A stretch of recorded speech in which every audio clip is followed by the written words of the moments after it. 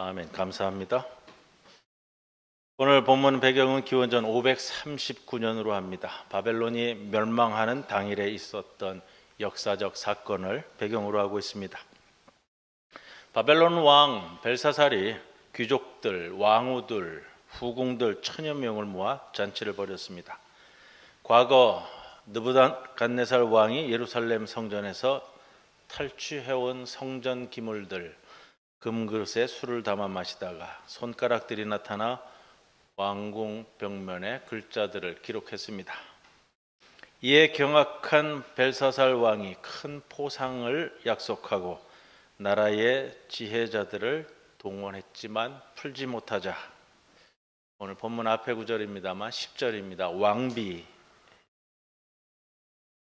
이 왕비는 벨사살 왕의 왕비가 아니고요, 벨사살 왕의 어머니입니다. 태후라고 해야 되나요? 이 왕비가 해석자로 다니엘을 청구했습니다. 문자 해석을 해주고, 그리고 그날 밤 문자의 해석대로 벨사살 왕이 메데 사람 다리오에 의해 죽임을 당하고 그 나라가 다리오의 수중에 들어가는 것이 오늘 다니엘서 5장의 마무리입니다. 지난주 느부갓네살 왕에 대한 말씀을 함께 나누었습니다. 꿈대로 광야에서 쫓겨나가 짐승처럼 살다가 제정신이 돌아와 복귀하고요, 마지막 절에 하나님을 칭송했습니다. 그리고 이렇게 고백했죠. 하나님께서 교만하게 행하는 나를 낮추신다. 이게 느부갓네살 왕의 마무리였고, 다니엘서 4장의 마무리였습니다. 느부갓네살 왕은 바벨론이라는 이 제국 역사에서 두 번째 왕으로 기록되어 있습니다. 바벨론 제국을 일으킨 아버지에 이어서 왕이 되었는데, 바벨론 제국의 최전성기를 구가하였던 왕으로 기록하고 있습니다. 오늘 본문을 함께 나누기 위해서는요, 이 역사적 배경을 말씀드려야 하는데, 그래야 오늘 본문 메시지에 좀 정확히 접근해 갈 수가 있습니다. 오늘 본문에 나와 있는 표현은 좀 뭐라 그럴까요? 일반적인 표현으로 사용하고 있다라는 부분이 있는데, 어떤 거냐면 벨사살 왕은 느부갓네살 왕의 아들이 아닙니다. 벨사살 왕은 실제로는 느부갓네살의 손자입니다. 그 중간에 아버지인 나보니두스 왕이 있습니다. 아버지가 되는 나보니두스 왕은 바벨론 성읍에서 약 800km 떨어진 곳에서 나라를 분할 통치했습니다. 그리고 아들인 벨사살 왕을 섭정을 두어서 통치시켰습니다. 그러니까 험지에 아버지가 나가 있고 안정적인 곳에 자기 가족들을, 그리고 아들인 벨사살로 하여금 통치하게 만드는 분할 통치를 하고 있었습니다. 그런데 이 시기는 바벨론이 쇠퇴하던 시기였습니다. 메데와 페르시아에 의해서 공격당하던 시기였다라는 것이고요. 오늘 본문의 배경이 되는 것이 바벨론 제국의 마지막 날입니다. 마지막 절에 오면 다리오에 의해서 벨사살이 죽임을 당합니다. 다리오가 그 전부터 바벨론 성읍을 포위해 들어갔습니다.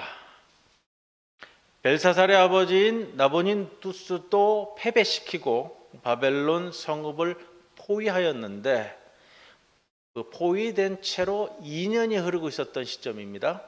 바벨론 성읍을 난공불락의 성읍으로 칭하였습니다.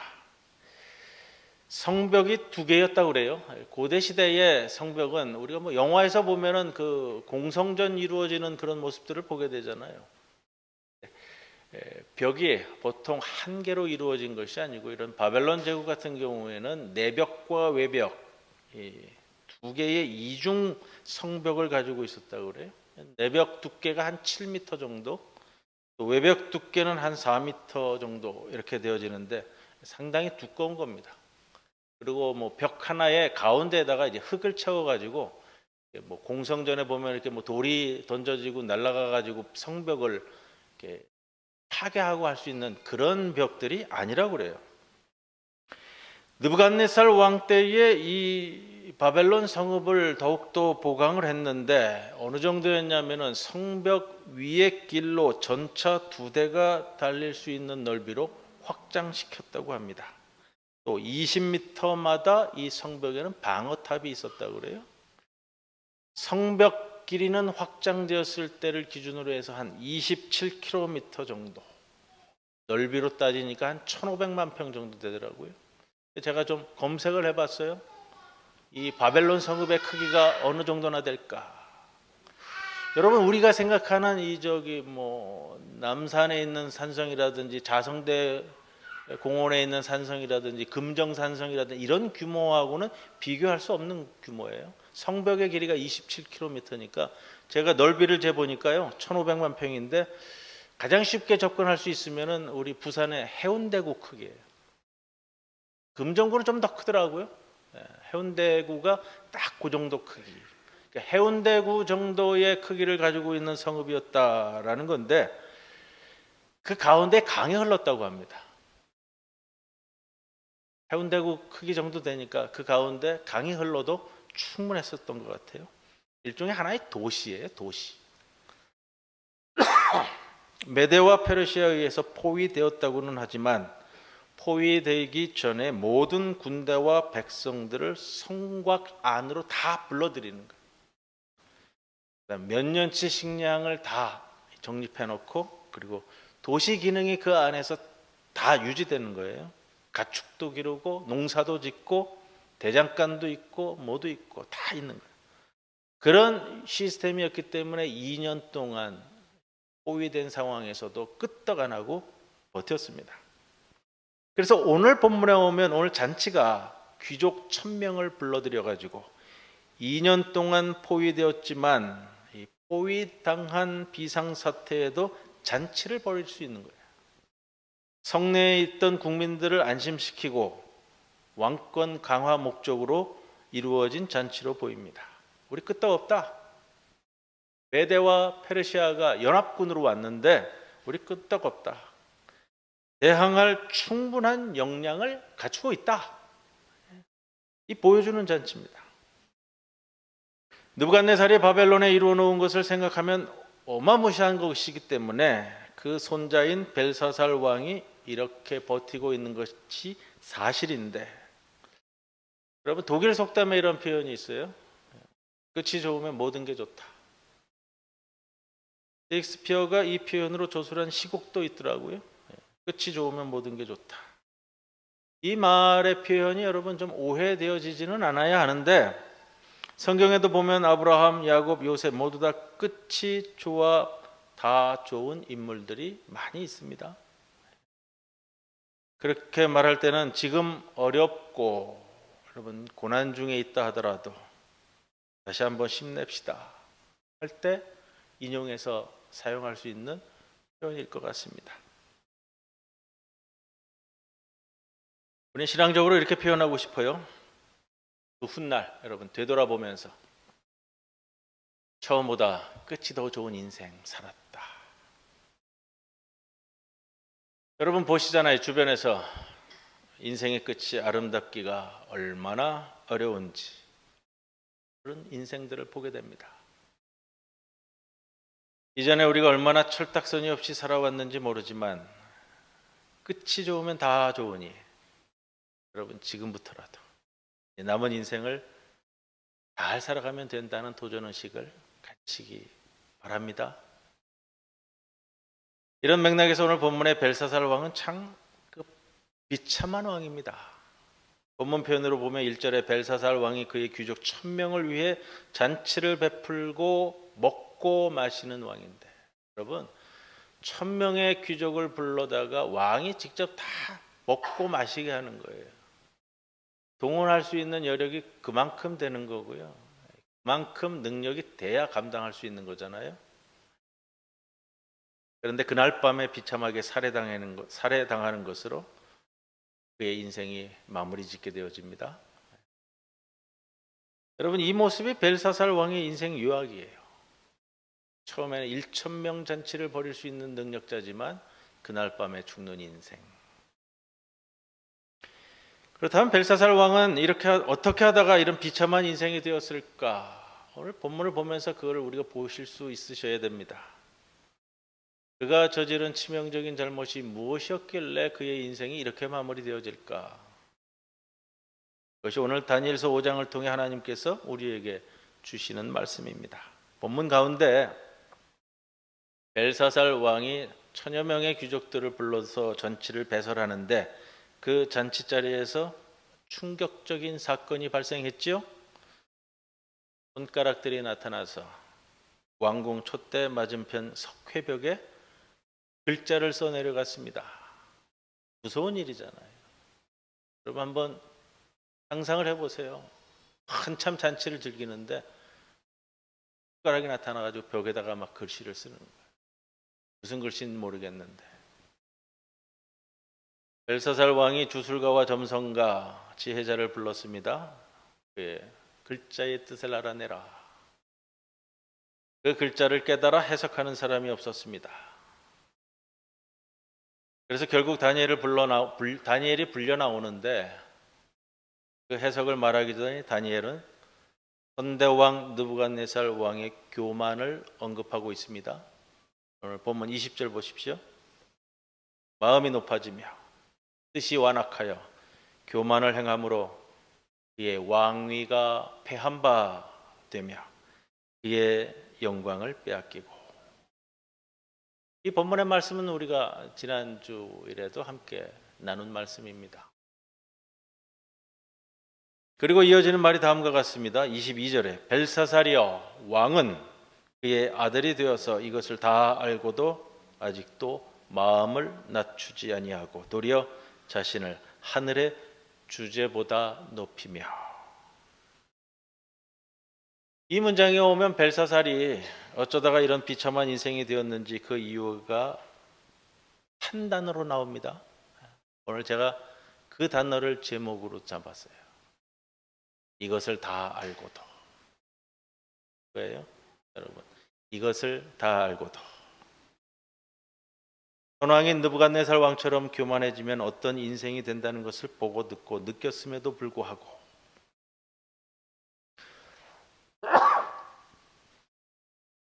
말씀을 깨닫지 못하고 똑같이 마음이 높아지며 뜻이 완악하여 교만을 행함으로 그의 왕위가 패한 바 되었다는 겁니다.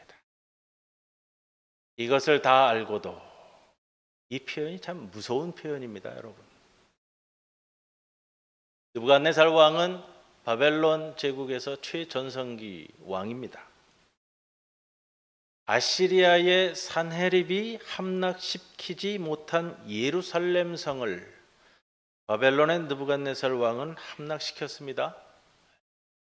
능력 있는 사람이라는 겁니다. 그런데 바벨론이 예루살렘 정복했을 때 우리의 신앙적 관점에서 보면 이거죠. 하나님께서 바벨론을 사용하시어 유다를 징계했다. 여러분, 고대 국가 간의 전쟁이 벌어지면 기본적으로 가지고 있는 개념이 있어요. 고대 국가 간의 전쟁에서는 국가 간의 전쟁을 넘어서 그 국가가 섬기는 신들의 대리전 성격을 띄어요. 우리가 뭐 로마 신화나 그리스 신화나 보면 다 그렇게 저수를 하고 있어요. 고대 국가의 전쟁은 그 나라가 섬기는 신들의 대리전이에요. 바벨론이 이겼다는 것은 바벨론의 신인 마르둑과 벨 신이 여호와를 이겼다는 표현이에요. 오늘 왕의 이름도 벨사살인데 벨사살은 벨이 지키신다라는 표현이에요. 그래서 느부갓네살은 예루살렘 성전의 기구들을 모두 다 약탈했어요. 탈취했죠. 그러나 창고에 넣어두었지 사용하지는 않았어요. 그래도 벨사살은 그 기구들을 꺼내어 사용합니다. 여러분, 우리가 기본적으로 알고 있는 게 있죠. 성전의 기구들은 오직 여호와만을 위해서 사용되어져야만 하는 것이다. 느부갓네살 왕도 하지 않은 것을 한다는 것은요, 자신의 조부인 느부갓네살 왕을 넘어서겠다는 것입니다. 느부갓네살이 경험하여 칭송한 하나님을 무시하고 넘어선다는 거예요. 여러분, 벨사살 왕이 보이는 모습은 2500년 전. 그러나 여러분, 이거예요. 그렇게 여호와를 멸시하던 왕은 끝내 죽임을 당하더라. 이 차원의 말씀을 넘어섭니다. 여러분, 다니엘서의 목적은 제가 지난주에도 말씀드렸는데 당시 바벨론에 끌려와 사는 유대인들의 신앙을 다시 정립시키는, 세우는 목적이 있어요. 세상은 바벨론의 신이 제일 대단한 신이라고 말하고 그것이 현실인 것 같은 이 세상에서 여러분, 그것을 넘어 오늘도 역사하시는 하나님의 신앙을 이 바벨론의 노예로 잡혀와 있는 유대 사람들이 그 신앙을 다시 세우기 위한 몸부림입니다.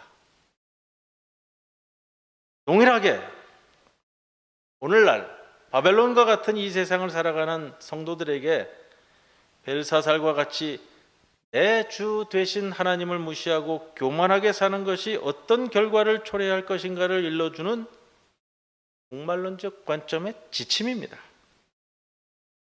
여러분, 그것의 가장 간결한 표현이 오늘 제목이에요. 그것을 다 알고도. 그것을 다 알고도.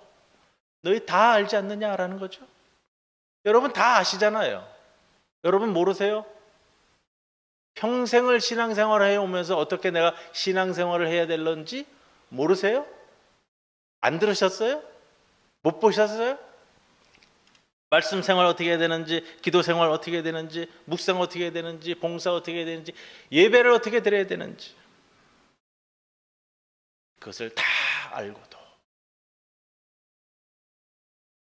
2절에 보면 벨사살이 1000명의 귀족을 초청해서 흥청망청합니다. 표현이 재밌어요. 2절 말미에 보시면 왕과 귀족들, 왕후들, 후궁들. 왕후도 어떻게 표현해요? 왕후들. 후궁이 있어요. 그런데도 왕후들. 4절에 술을 마시고는 금, 은, 구리, 쇠, 나무, 돌로 만든 신들을 찬양하였다. 이게 우리의 삶이라고 꼬집는 거예요, 여러분. 이게 지금 살아가는 우리의 삶이 아니냐. 여러분, 우상 숭배한다는 건요, 금은, 구리, 쇠, 나무, 돌로 만든 신들을 찬양한다.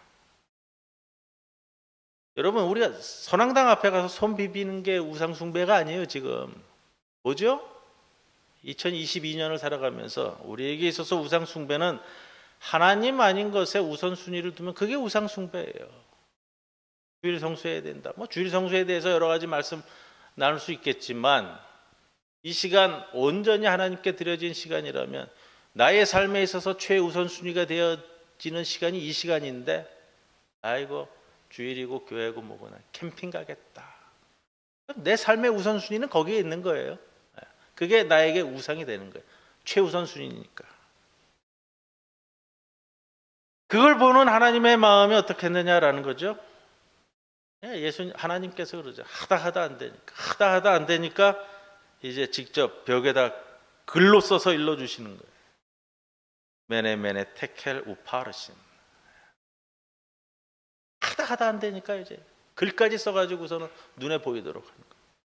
우리에게도 그러신다고요. 하나님께서 하다 안 되면 이제 직접 우리에게 일러주시는 거예요.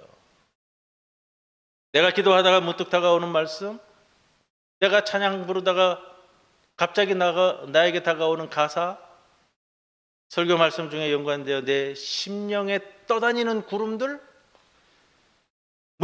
문득 나와 그리 친하지 않은 지인이 내게 그럴 사람이 아닌데 던져주고 가는 말 한마디 속에 하나님이 직접 주시는 말씀들, 글귀들이 있다고요. 근데 그거는 나만 알아요. 그렇죠? 여러분들 경험했잖아요. 근데 그게 나한테 갈고리가 돼서 밤새 번민하게 만든다고요? 아니면 애써 무시하려고 하고요? 9절에 보면 왕이 그 글자들을 보고 크게 번민하여 얼굴빛이 변하였다 하고 있습니다. 동일한 표현을 우리가 봤죠? 느부갓네살 왕이 밤에 꿈을 꾸고 번민하여 잠을 못 이뤘다. 동일하잖아요. 지혜자들이 못 푸는 거예요. 해석을 못 해요. 글자를 읽지 못한다 했으니 해석은 뭐 말할 것도 없는 거고요. 한 가지는 알죠. 여러분, 우리가 한 가지는 아는 거예요. 이게 나한테 온 것이라는 거. 여러분 우리가 신앙생활 하면서 알잖아요. 그게 나한테 온 것이라는 거. 그 말씀이 나한테 온 것이라는 거. 우리가 안다고요? 이런 일이 생기면 나에게 해당된다는 것만큼은 나는 안다고요. 같은 입을 덮고 자는 사람이 몰라도 나는 아는 거예요. 이걸 해석해내면 왕이 나라의 셋째 통치자로 삼겠다고 합니다. 왜 셋째 통치자일까요? 둘째도 아니고.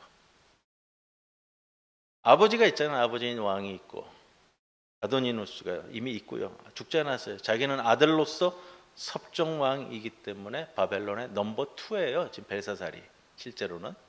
그러니까 그 다음 자리를 주겠다 이렇게 되는 거잖아요. 이런 것은 이 성경의 역사성을 그대로 우리에게 보여주는 아주 귀한 표현인 것 같아요. 10절에 보면 지혜자들이 해석 안 된다고 하니까 왕비가 왔어요. 이 왕비는 왕후들이 아니고 단수로 쓰였어요. 2절에는 왕후들 이렇게 나오는데 벨사살 왕의 어머니입니다. 벨사살 왕의 어머니이기 때문에 왕의 잔치에 왕이 부르지 않아도 그냥 자기 멋대로 이렇게 제멋대로 드나들 수 있는 그런 사람이에요. 영어 성경 제가 보는 거에 각 주에는 이게 붙어 있더라고요. 퀸 마더 이렇게 써 각 주가 붙어 있더라고요. 이 왕비는 벨사살 왕의 어머니입니다. 이 왕비가 다니엘을 청구했습니다. 다니엘을 부르소서. 느부갓네살 왕이 지혜자들의 어른으로 삼으셨던 사람입니다. 그가 해석해낼 겁니다. 벨사살 왕이 왜 처음부터 다니엘을 안 불렀을까요? 다니엘을 몰랐을까요? 느부갓네살 왕의 할아버지고요. 아버지인 나보니두스 왕이 있지만 벨사살에게 있어서는 그거예요. 여기 지금 왕은 나다. 우리가 이렇게 산다고요? 지금 여기 왕은 나야. 우리 뒷방 할아버지 신세인 할아버지 때의 고관을 불러대야 되나? 시대도 바뀌었고 아버지도 적들에게 쫓겨서 수세에 몰려 있고 여기서는 내가 왕인데. 당시 다니엘의 나이도 70대 중후반으로 추정을 한다고 그래요. 지난주에 나눴던 말씀 4장에서 느부갓네살 왕과 마지막 대화를 나눴을 때에 다니엘의 나이는 60대 초반으로 추정을 하고요. 벨사살 왕이 그래서 불려나온 다니엘을 초장부터 무시해버려요. 13절에 다니엘이 왔는데 벨사살 왕이 다니엘을 이렇게 부른다고요. 네가 나의 부왕이 유다에서 사로잡아온 유다 자손 중에 그 다니엘이냐. 벨사살 왕이 다니엘을 모를까요? 선왕 때의 소위 고관이잖아요. 총리 출신 다니엘을 모른다. 모르지 않을 거예요. 그런데 이렇게 불러댄다고요. 네가 선왕이 잡아온 그 노예 출신이냐. 이렇게 낮춰잡고 시작한다는 거예요. 이게 벨사살 왕이 보이는 모습을 그대로 적나라하게 보여줍니다. 다니엘이 대답하죠. 상급도 필요 없다. 재물도 필요 없다. 명예도 자리도 다 필요 없습니다. 내가 제대로 가르쳐주겠다. 느부갓네살이 어떤 지경을 당했는지 알지 않느냐. 지극히 높으신 하나님께서 일으키신 그 역사를 네가 알고 있지 않느냐. 느부갓네살이 하나님 앞에서 교만하여 어떤 일을 당했는지 알고 있지 않느냐. 그런데 너는 어찌 그러느냐라는 거예요. 표현이 부드럽죠. 내용은 심장을 찌르잖아요. 고위당한 국가 비상 상황에서 잔치를 벌리고 느부갓네살 왕도 하지 않은 23절에 자신을 하늘의 주제보다 높이며 예루살렘 성전의 기물에다 술을 부어 마시고 희희낙낙거리고 금, 은, 동, 나무, 쇠 우상에다 절하고 있고 너는 이미 다 알고 있지 않느냐라는 거예요. 너는 이미 다 알고 있다. 당시 유대 공동체에 주시는 말씀이자 오늘 우리에게 주시는 말씀이기도 한 거예요. 이것을 다 알고도. 직역을 하니까 더 무서워지더라고요. 직역을 하니까 이렇게 표현됩니다. 이것을 모두 확실히 알고 있지만 마음을 낮추지 않고, 그래서 메네 테켈 우파르신. 메네는 수동태로 쓰이고 있어요. 계산되었다, 세워졌다라는 거예요. 두 번 반복돼서 거듭 세워졌다. 테켈은 저울입니다. 저울에 달려 세워지고 세어보니 우 파르신. 우는 그리고예요. 그리고 좀 표현이 재미있어요. 수동분사 명사형으로 써 있기 때문에 쪼개짐, 이렇게. 그리고 쪼개짐. 세웠다, 저울, 그리고 쪼개짐. 이 뭔 말이냐는 거예요, 이게. 그러니까 해석이 안 되는 거예요. 그대로 보면은요, 세웠다, 저울, 그리고 쪼개짐. 26절에 다니엘의 해석이 그래서 붙는 겁니다. 선왕 느부갓네살이 교만하다가 징계를 받은 것을 알았다면 타산지석으로 삼아 하나님 앞에 겸손한 길로 나아가야 하는데 그렇지 않았기에 비참한 인생이 된다는 사실을 살펴서 주시는 말씀. 여러분, 이 말씀을 우리가 읽으면서요, 해석은 26절에 다니엘이 다 친절하게 그래서 그 말씀을 어떻게 받아들일 것인가 하는 것을 보여줍니다. 그 말씀이 내게 왔잖아요. 벨사살에게 왔어요. 그 단어 하나 네 개 가지고서는 뭔 말인지 모르는 거예요. 너를 저울에 달아 세워보고 또 세워보니 못 미친다. 그러니 너의 나라가 메대와 파사에 의해서 쪼개질 것이다. 이건데, 여러분, 오늘 이 말씀을 보면서 벨사살 왕을 향해 야, 참 정말 바보 같은 왕이구나, 이렇게 평가하고 비난하라고 이 말씀을 주신 것은 아닙니다. 우리도 지금 이것을 다 알고도 굴레를 벗어나지 못하고 있는 그 부분이 우리의 삶에서 무엇일까, 이걸 찾으셔야 되는 거예요. 우리도 벨사살 왕처럼 이것을 다 알고도 이 오류를 범하면 안 된다는 겁니다. 사람이 그렇잖아요. 욕하면서 담는다고요. 지금부터라도 우리 자신 역시 벨사살의 길에서 벗어나야 할 것입니다.